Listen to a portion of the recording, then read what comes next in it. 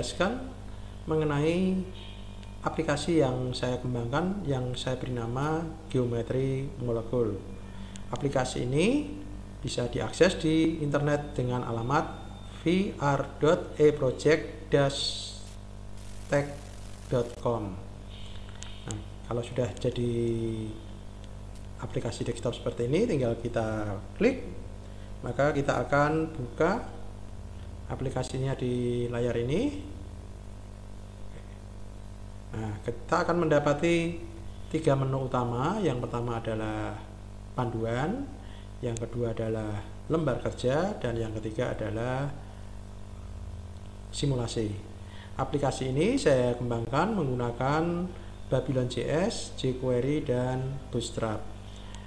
Aplikasi ini nantinya bisa digunakan untuk project based learning yang dilakukan secara daring. Mengapa? Karena panduannya saya menggunakan Google Doc dan lembar kerjanya menggunakan Google Sheet.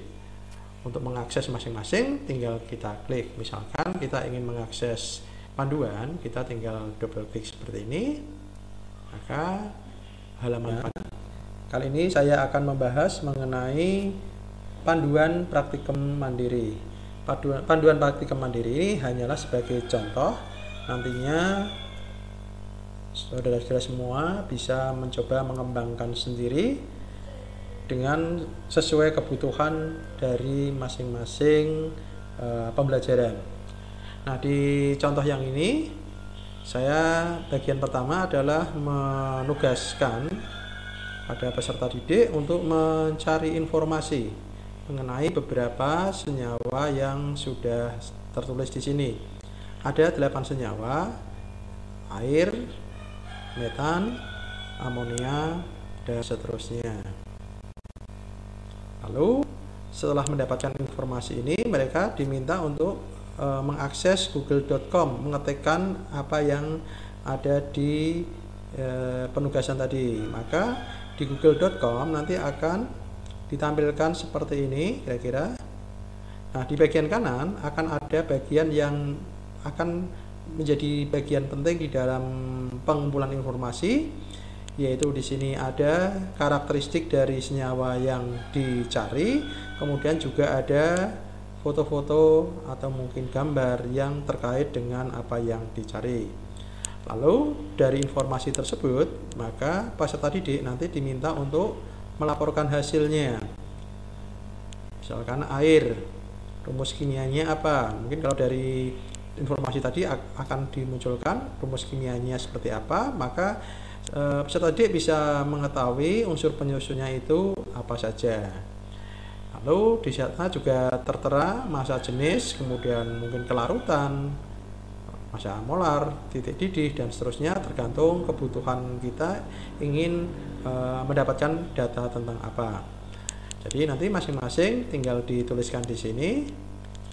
Nah, langkah berikutnya adalah mereka diminta untuk melakukan simulasi.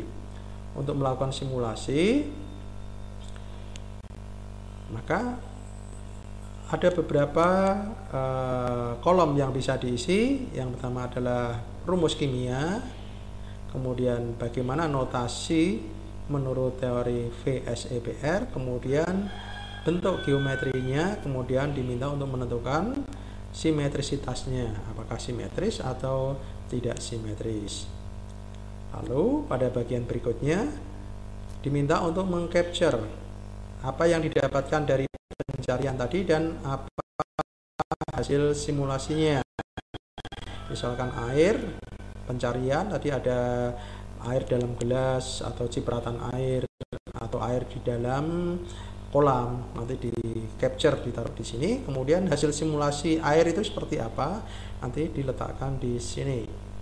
Maka kolom pertama mewakili makroskopisnya dan mewakili mikroskopnya. Di paling kanan adalah mewakili simboliknya.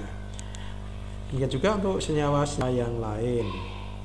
Nah, setelah siswa mengumpulkan informasi ini, maka kita bisa mulai melakukan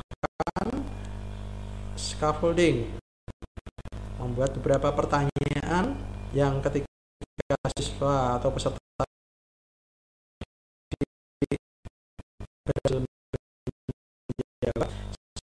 sebenarnya mereka sedang untuk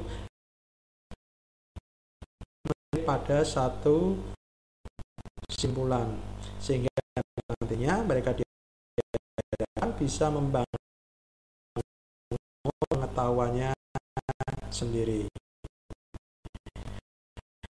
Pertanyaan pertama, berarti ini di daku, maka mereka untuk membuat prediksi. Saya melihat fakta di beberapa hasilnya, tapi kan tidak bisa dilihat faktanya benar atau tidak. Dasarnya adalah dan titik didih. Ini adalah di pasangan elektron ikatan. Mereka akan posisi unsur-unsur tadi jika mereka tahunya berapa yang ikatan dan seterusnya. Mereka diminta untuk melihat berapa XAX. Nah, yang disimulasi itu adalah belum ada pengaruh dari tolakan pasangan. Seandainya masih ikatan maupun bebas itu memiliki daya tolak sama, nanti kemungkinan ada beberapa bank uang yang memiliki sudut yang berbeda di dalam satu molekul tanda yang derajat yang lalu mereka untuk melihat pengaruh pasangan elektron terhadap EKE, apa sudut ikatan tidak berpengaruh ikatan atau kurangi sudut. Diminta untuk kepolarannya, simetrisitas untuk menentukan